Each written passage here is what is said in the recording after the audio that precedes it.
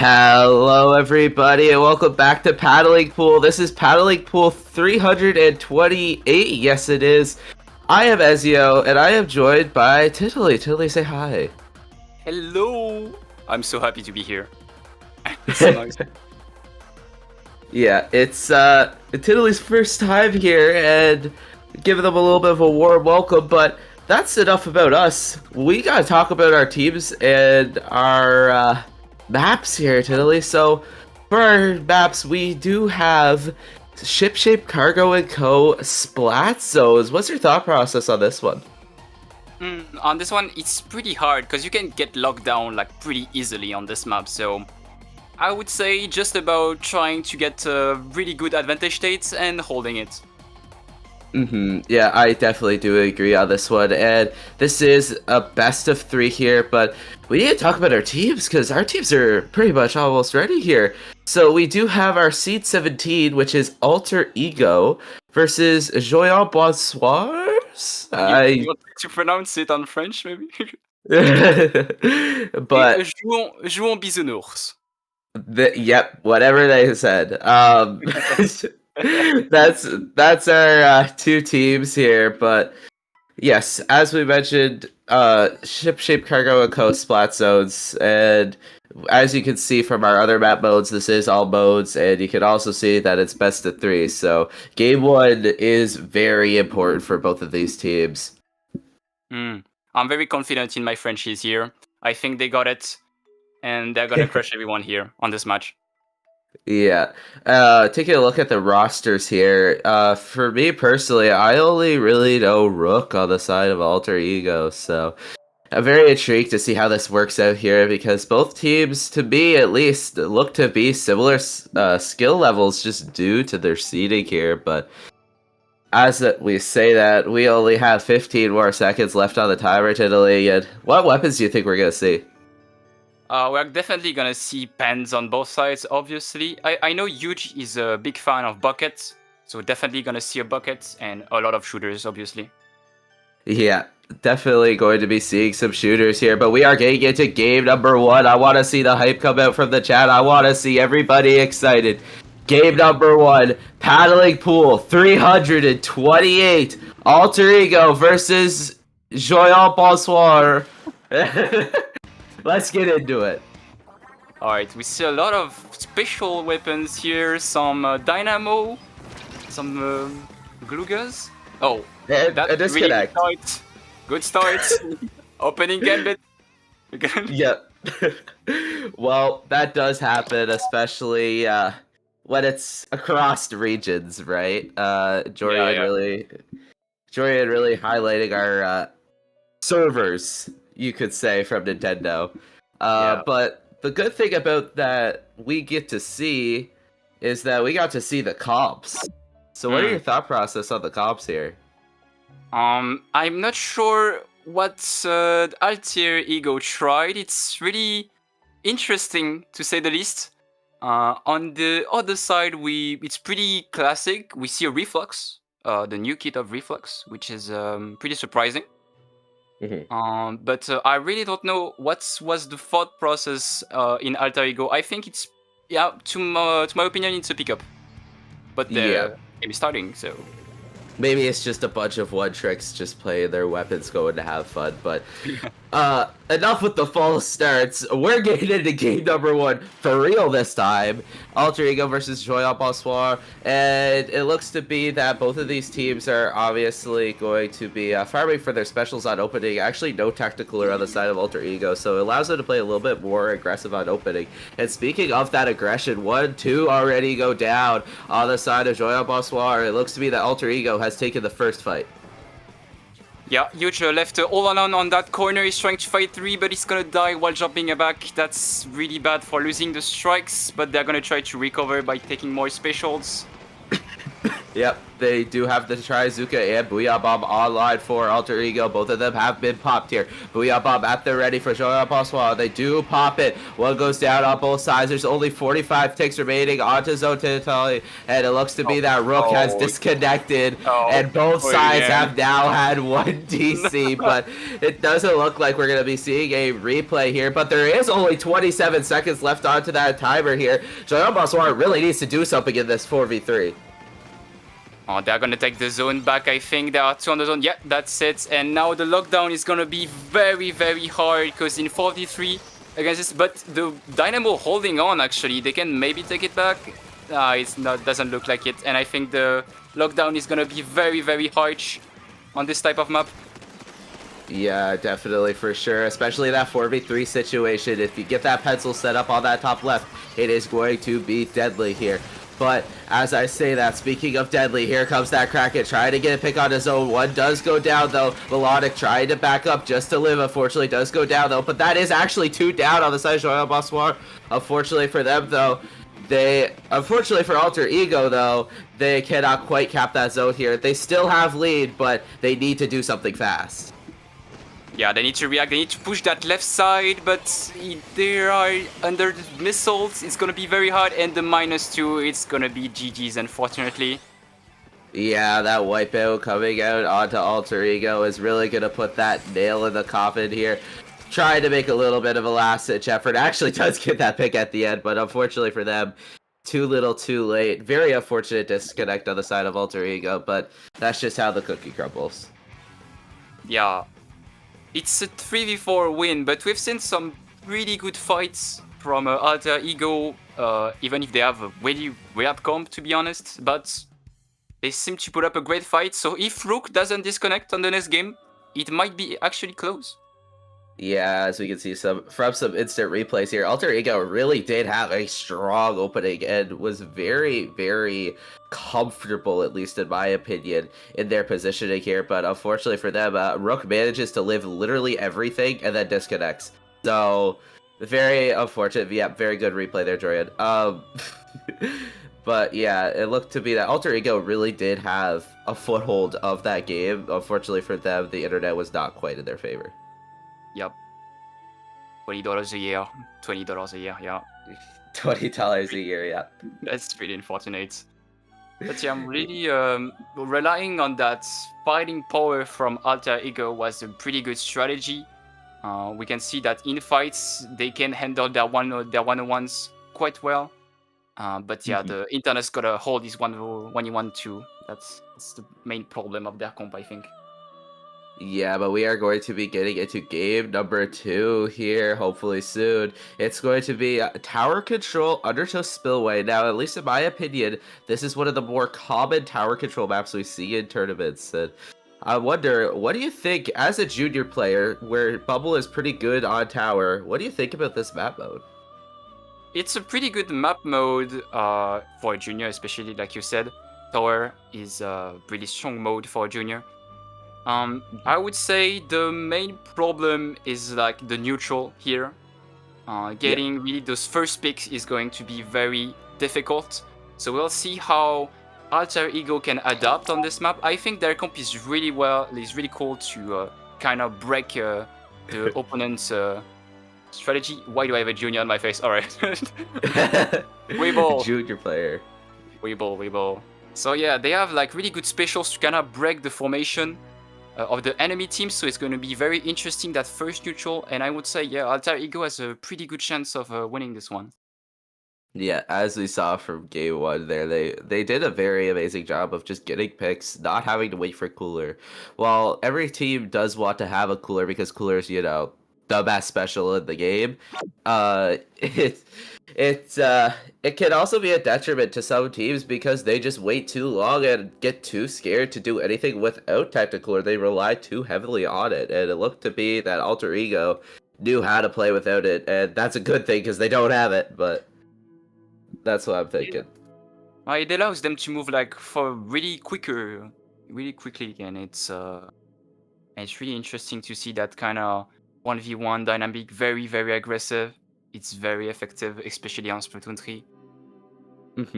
especially Splatoon 3, because of all that movement that we got going between games, right? You got that squid roll, you got that squid surge. You don't really see that one as often as the other ones, but it looks to be that our teams are readying up here. We're going to be getting ready to go into game number 2, Alter Ego looking to force a game 3 while the other side is looking to close it out. We do see that new Kraken shot here, and oh no, never mind, just the normal Octo Brush coming out from Alter Ego. Pretty much same cops here. Don't fix what ain't broke.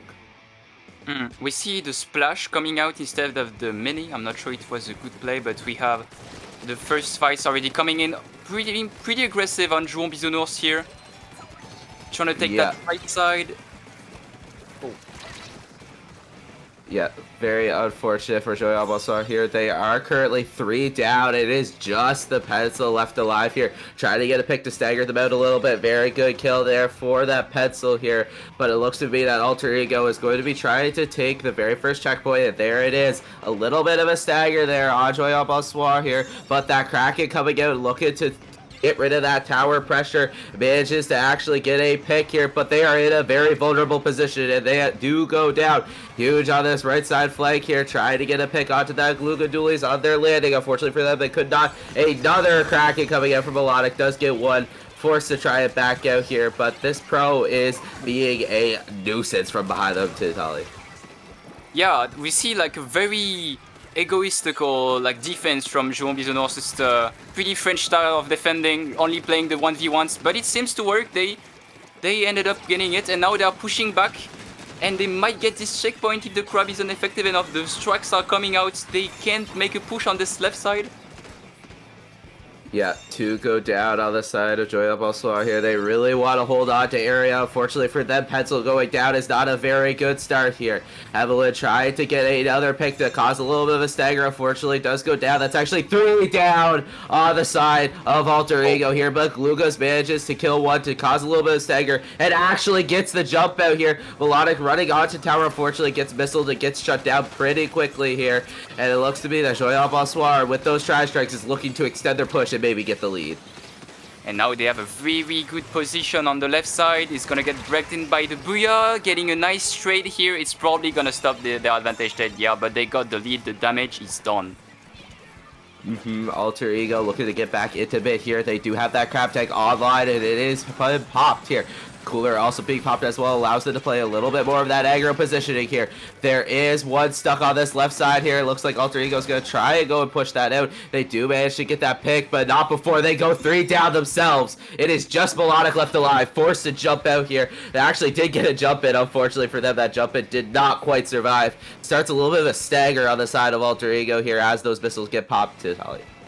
Yeah, we see the flanks in defense being very aggressive, and now they're gonna try to push forward with those missiles. We see the Octobrush and the Splash dying. They're gonna fight that right side. The Dynamo doesn't have enough pain to move. They might get this kill on him, but they got it, and they are now set up. The Glooga is gonna go down too. They might be able to take this checkpoint. That looks like a very good position for Alter Ego, Ezio. Yeah, Alter Ego really is. That's a good bomb kill actually for Alter Ego here.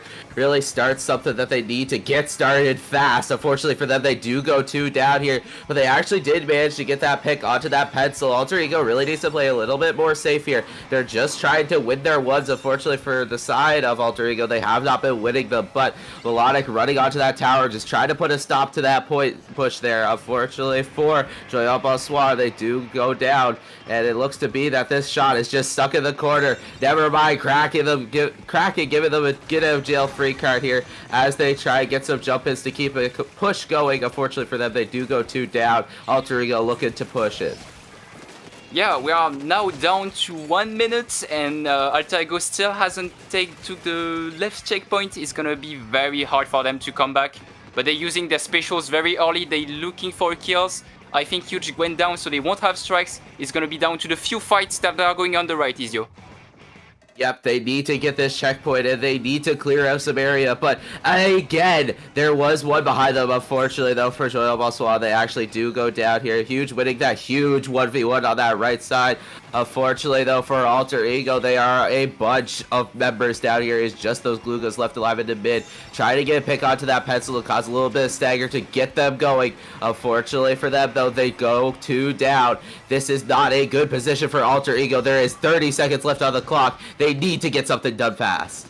Yeah, no GG specials on the side of Jouon Bisounours. It could be it could go down to 1 pick here.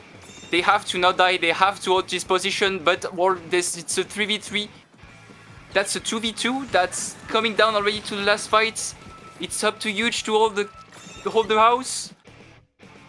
Yeah, Alter Ego has one last chance here, one more chance at glory. Pencil trying to get a cheeky pick onto that tower, unfortunately could not. They pop this Kraken in an effort to go and try and kill the people that are threatening them. Unfortunately for them, Kraken has not quite found anything just yet. Strikes do get popped onto that tower, same with that 10 missiles, and that looks to be GG's for Joyeux Bonsoir, and that is going to be a 2-0 sweep. Yep. Like I said, the Frenchies, it was obvious. Yeah, very well played there from both sides. Very back and forth game there. Alter Ego just couldn't really get something going here. Whenever they got space, they unfortunately did lose their fights. But 2-0 for the favor of Joyeux Bonsoir. And I don't think this is going to be the last time we're going to see the members of Joyeux Bonsoir do something incredible. No, but they have a lot of experience, to be honest. Like, the name comes from Jouon l'Extase, which is a famous like French team, a Division 1 French team. So they playing with subs, so they kind of edited their name, but we can see their experience in the fight still. And yeah, just a clean 2-0. Yeah, very clear 2-0 here, but like I said, Alter Ego did not go down without a fight here. They did have a little bit of an interesting comp here, and I kind of lied when I said they had no Tacticooler. I kind of forgot that Dynamo Roller had Tacticooler, but it looked to be that they just kind of got overwhelmed here, so... But it looks to be that we are going to be going into set number 2, but we are probably going to be taking a little bit of a break before then. So don't go anywhere. You don't want to miss any more Splatoon action. We will be back. Yeah.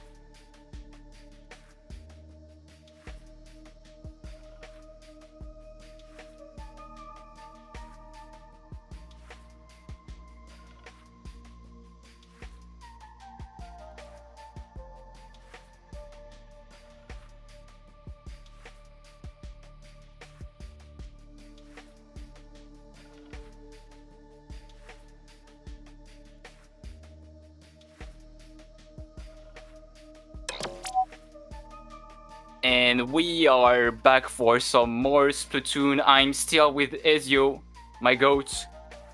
Yeah, I'm still with Totally the GOAT. But we do already kind of have our teams at the ready, and it looks to me that they are kind of ready to go here. But we do have a Blood Moon versus a looking cool Joker, I think. Yeah. Two very at least well-known teams for, at least in my opinion, the NA scene. No, I definitely know the players from both sides. You really know anyone on either side?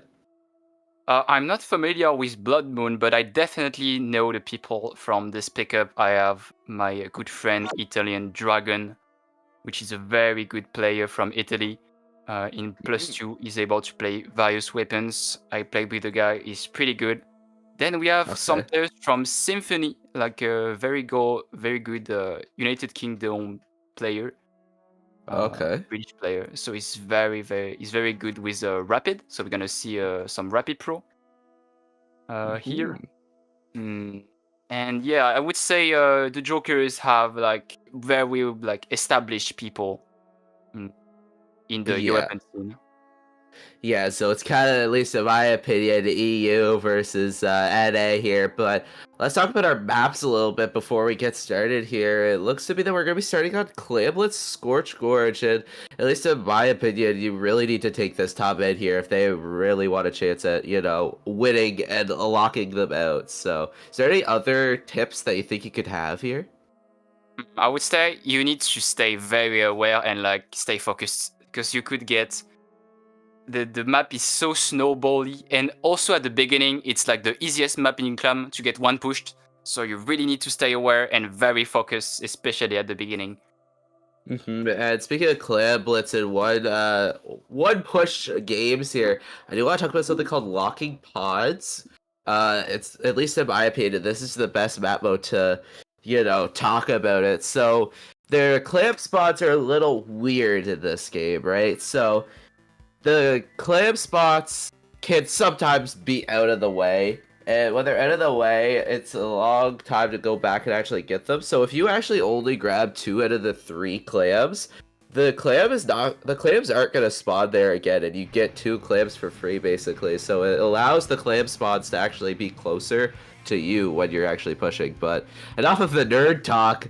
Let's get into game number 1 of Pool H, game 2, I believe. And it's taking a little bit here. That really, that EU versus NA really showing.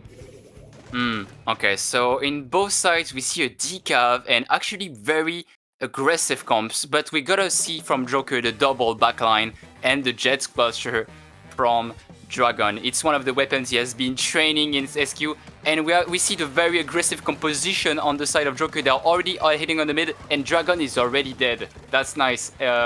They are pushing the left side and they actually get a -2. They are already pushing on their flats. I don't have the time to speak. Ezio, that's incredible. Yeah, Joker really pushing up here, really looking sharp here. They already first get their clams in here. Bubbler under the basket. That could be very lethal for Blood Moon here. Looking sharp, Joker really needs to get some more clams though at the ready if they want a chance at continuing this push. And a wipeout is definitely going to assist that with those clams getting dropped off from the side of Blood Moon. Blood Moon needs to get some resources going. They need to either get some picks or resources, but looking sharp, Joker looks to like they don't have much resources. Never mind, as I say that, they get 2 more clams in here. Try to get another pick onto that elbow. Unfortunately for them, they could not quite get it. It actually go down, and that is going to be the end of a very first push. Yeah, but it's a pretty good push, but they could have done more on this map. And now we can see Blood Moon taking the mid back again, taking down that decav, but he gets one before. They are going to take this mid again, but not a lot of clams available, and they're going to slowly go down. And it's going to be very tough from Blood Moon to get this mid again, as it's very difficult for them right now. Yeah, 2 go down on the side of Blood Moon once again. Make that 3. That's 3 down on the side of Blood Moon, but they are back fast due to those tactic coolers. Very prominent special we see on both sides here. And speaking of tactic cooler, being popped again from Blood Moon. Unfortunately for them, they do go down, though. It looks to be that Joker is going to try and get more clams into that basket. There it is. There's our power clip. They're going to try and get that penalty down. There is no more penalty. Tenta missiles being popped from Blood Moon to try and push back the side of Joker. Unfortunately for them, they do go 2 down. But Joker really needs to get some clam economy here if they want a chance at KOing. There is only 23 ticks remaining. That's just a power clam at 1. And they need to get the clams in, though, if they actually want a chance. There it is. 5 remaining here. Only 2 more clams. And they just spawn right. And they need to get the clams in, though, if they actually want a chance. There it is. 5 remaining here. Only 2 more clams. And they just spawn right under the basket for Joker. And that is game number 1. Yeah, Joker looking very confident. We can see